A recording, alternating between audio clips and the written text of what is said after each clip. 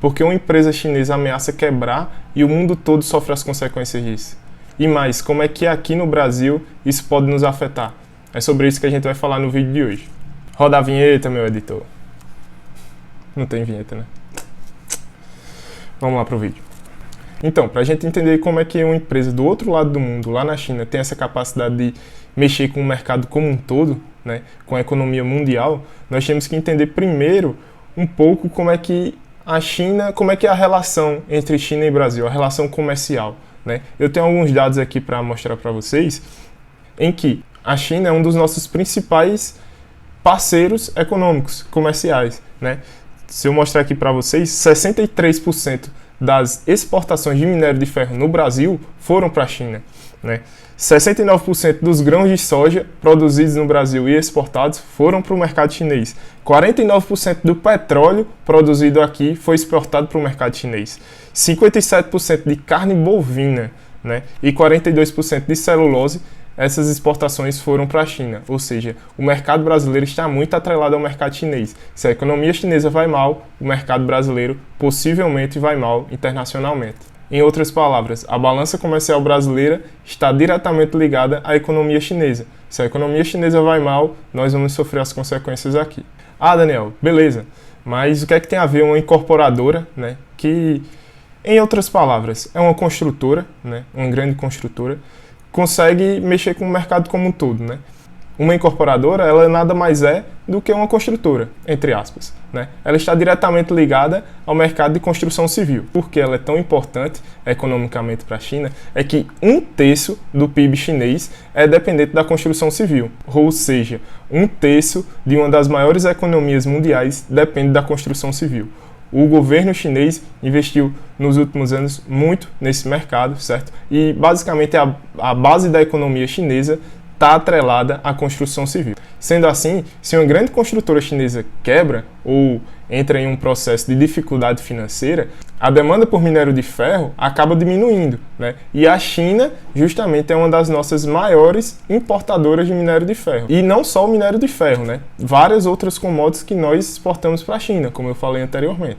E se nós formos ligar, por exemplo, o minério de ferro, né, que é uma commodity, ao mercado de construção civil, como é que nós fazemos isso? A construção, o mercado de construção civil, ela depende basicamente de, entre outras várias coisas, de cimento e aço, né? E o aço, ele é justamente produzido através de um minério de ferro. Porém, a China é um dos grandes países em que produz o aço, só que para produzir o aço ele precisa do minério de ferro. E onde é que se encontram as maiores reservas de minério de ferro? Austrália, Brasil e África do Sul. Se nós pegarmos alguns dados que estão disponíveis no site do Bradesco, né, nós vemos que 53% das exportações mundiais vieram da Austrália e 24,3% do Brasil. São as duas maiores exportadoras de minério de ferro no mundo. E a maior importadora é justamente a China. 65,3% das importações de minério de ferro foram para a China, né? Depois vem a União Europeia, com 10% apenas. Então, se uma empresa chinesa, que é uma das nossas maiores importadoras, né, de minério, começa a quebrar, ou seja, a demanda vai começar a diminuir de forma drástica, nossas empresas começam a sentir justamente essa diminuição do consumo chinês. Então, os lucros aqui começam a diminuir, as empresas começam a ter que produzir menos e começam a ser bastante afetadas com isso. E como acaba sendo passado para todas as outras commodities, né, como tem uma diminuição do aquecimento da economia chinesa, todas as outras commodities vão começar a diminuir, né, a demanda por essas commodities. Então, o que é que acontece? Como o Brasil exporta muito para eles e eles vão começar a se fechar mais, essa mercadoria, né, que seria para o mercado internacional, começa a ficar retida aqui no Brasil. Então, com isso, a gente vai ver alguns efeitos que podem ser considerados benéficos para a população, porque você vai ter uma maior disponibilidade de mercadorias, ou seja, carne bovina, minério de ferro e entre várias outras. E isso vai fazer com que, querendo ou não, o preço dessas commodities comecem a baixar aqui no mercado interno, né? Como a soja, por exemplo, também, né? E isso faz com que haja uma deflação, ou seja, uma diminuição dos preços dessas mercadorias no mercado interno. Então isso pode acabar sendo um benefício para a população brasileira. É assim que o Brasil está diretamente ligado na China nessa questão comercial. Agora a gente vai entrar justamente na questão como é que essa incorporadora chinesa, a Evergrande, ela chegou nessa situação. Como uma empresa desse porte conseguiu chegar nessa situação de uma dívida de 300 bilhões de dólares. Vocês não escutaram errado. A dívida da Evergrande, né, que é essa incorporadora chinesa, é de 300 bilhões de dólares. Se a gente for converter hoje, né, para reais, a 5,3, né, reais o dólar, dá uma dívida de 1,6 trilhões de reais. Rapaz, isso é muito dinheiro. A gente não sabe nem mensurar isso não, macho. Mas para vocês terem uma ideia, isso é maior do que a dívida externa brasileira, né? Com esse dinheiro, se a Evergrande tivesse pego esse dinheiro em que ela captou, né, esses recursos, ela poderia comprar as maiores empresas listadas na Bolsa Brasileira. Ela poderia comprar a Vale, Petrobras, ela poderia comprar 30% do nosso Ibovespa, que é um índice composto justamente pelas maiores empresas brasileiras. Então é uma dívida gigante.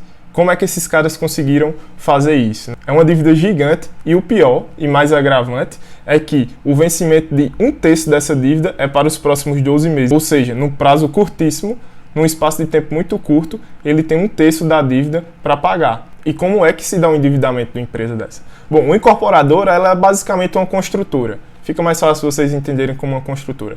Ela capta recursos, né, e ela realiza essas obras de infraestrutura, seja no âmbito habitacional, no âmbito de infraestrutura do país, enfim. Então, essa incorporadora teve que ir atrás de crédito para poder ter o dinheiro para adquirir terreno, né, comprar material, fazer a construção para depois vender essas casas, esses prédios e entregar, né, todas as obras que ela tinha para ter o retorno financeiro, pagar os seus credores e obter lucro. E com quem essa empresa pegou dinheiro?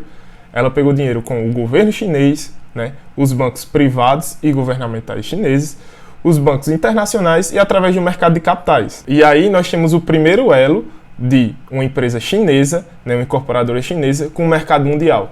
Ela pegou empréstimos com bancos internacionais e no mercado de capitais no mundo todo. Até aí tranquilo, mas como é que tomou essa proporção? O governo chinês ele adotou justamente uma política de incentivo à construção civil, né? A economia do país estava muito acesa, né? Como se diz, estava bem aquecida. Então, a expansão na construção civil poderia ajudar ainda mais essa economia chinesa. E o governo começou a justamente ter políticas que incentivavam a construção civil, seja facilitando o crédito a essas incorporadoras, seja facilitando o crédito às pessoas para que pudessem adquirir as casas e os prédios construídos, né? E com isso o governo tinha um retorno, seja ele através dos juros dos empréstimos que ele fazia ou pela venda dos terrenos nos quais as construtoras faziam as obras. Além disso, o governo chinês estava incentivando a população a sair da zona rural para as zonas urbanas. Assim, essas incorporadoras, visando uma demanda futura por habitação, né, nas cidades, começaram a construir novas cidades do zero. Então, grandes cidades começaram a ser construídas na China para uma demanda futura. E essa demanda acabou não acontecendo. Então, nós vamos ter na China várias cidades fantasmas. Se vocês derem um Google aí, vocês vão ver, pesquisarem por cidades fantasmas, que tem várias cidades fantasmas na China. Ou seja, cidades gigantescas em que não tem habitantes, né? Foram construídas com a demanda futura e essa demanda não aconteceu. Estima-se que na China hoje tenham cidades com capacidade para 90 milhões de habitantes que não estão sendo utilizadas. Ou seja, cabem a população de 2 Argentinas lá nessas cidades que a China vem construindo e não tem pessoas para isso lá. Um dado muito interessante é que a China, nos últimos 3 anos, usou mais cimento que os Estados Unidos durante todo o século XX. Ou seja, a política adotada pela China na construção civil foi de larga escala, né? Ou seja, a construção civil basicamente ditou o ritmo de evolução da China. A construção civil levou o crescimento da China nas costas, né? As construtoras e as incorporadoras. Daí, eu fiz um esquemazinho aqui para vocês começarem a entender melhor como é que isso vai começar a afetar todo o resto do mundo. Se a gente pega aqui uma grande incorporadora, vai começar uma cidade ou vai começar vários empreendimentos novos, né, de construção imobiliária, ele vai precisar de recursos. Então, a incorporadora vai nos bancos, bancos internacionais, bancos do governo, bancos privados nacionais e pega esse recurso. Com esse recurso em mãos, eles começam as atividades de construção, né, os investimentos dessas incorporadoras. Os chineses, vendo essa oportunidade de adquirir ali aquele imóvel e depois revender com preços maiores, vão lá e fazem financiamento para justamente adquirir aqueles imóveis.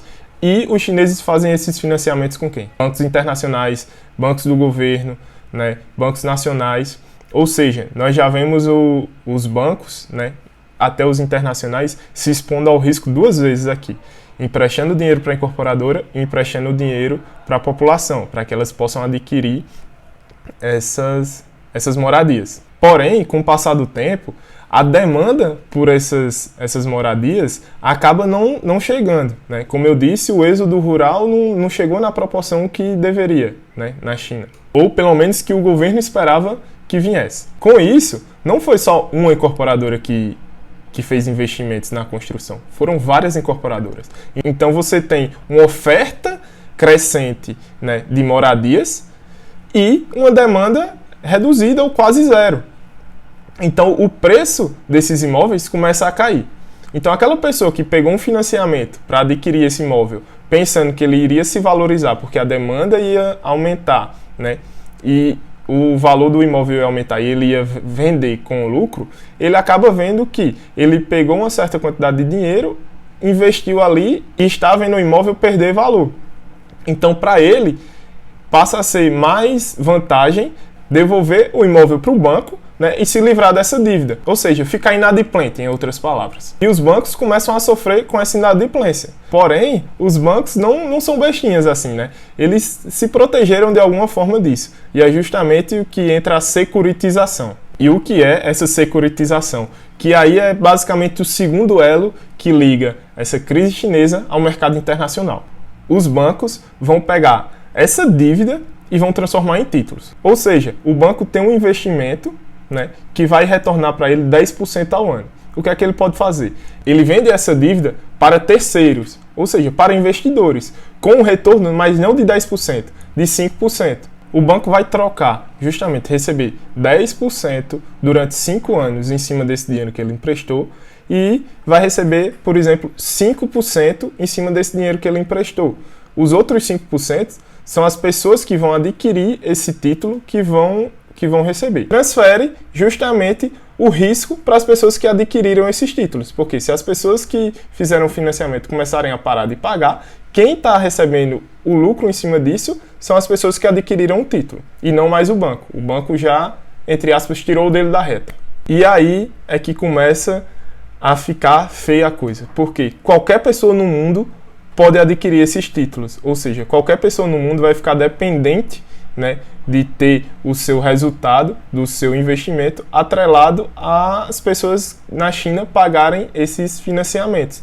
Então esses títulos podem ter sido negociados em qualquer lugar do mundo. Então se uma incorporadora chinesa quebra e o mercado de construção civil lá também começa a ruir, como já está ruindo, nós vemos consequências no mundo todo. Por isso que nós vimos quedas essa semana e na semana passada, não somente por causa disso, mas, né, estava atrelada a isso, a essa grande dívida dessa incorporadora chinesa, em que ela pegou e disse que não tinha mais como pagar. Então, o que é que acontece? O governo chinês vai ter que intervir de alguma coisa, porque se ele não intervir, essa grande incorporadora já disse que não tem condições de pagar, e aí nós vamos ver um efeito dominó no mercado mundial, praticamente. Nós já vimos algo bem próximo disso em 2008, né, que foi a bolha imobiliária nos Estados Unidos, em que foi uma das maiores crises mundiais, em que nós vimos grandes bancos, né, como por exemplo o Lehman Brothers, quebrarem e com ele levarem o FGC americano, né, que é o Fundo Garantidor de Crédito americano, e o governo teve que intervir, né, imprimindo mais dinheiro, dando mais oferta monetária para esses bancos para que eles pudessem não quebrar, né, e honrar com suas dívidas e com isso nós vemos a desvalorização, né, do poder de compra e da moeda desses países, né, dos Estados Unidos, e que acarretou uma desvalorização da moeda de vários outros países. Porque se você tem a sua moeda do seu país se valorizando muito frente a uma moeda global, como é, por exemplo, o dólar, em que a maioria das commodities é negociada em dólar, você acaba tendo um prejuízo no mercado internacional, porque o seu produto começa a ficar mais caro em relação a produtos de outros países, né, que tem a moeda mais fraca. Comerciantes e os investidores começam também a procurar, né, negócios nesses países, justamente porque o seu produto começa a ficar mais caro em relação ao produto de outros países. Então, os governos acabam fazendo essa desvalorização, né, imprimindo mais dinheiro para que não tenham consequências no mercado global, né, na sua balança comercial, por exemplo. Isso acaba fazendo com que a gente lembre um pouco do Bitcoin, né? O Bitcoin não sofre com essa questão de inflação, de desvalorização, porque ele justamente tem um número máximo de Bitcoins que podem ser minerados, que podem ser colocados, né, no mercado.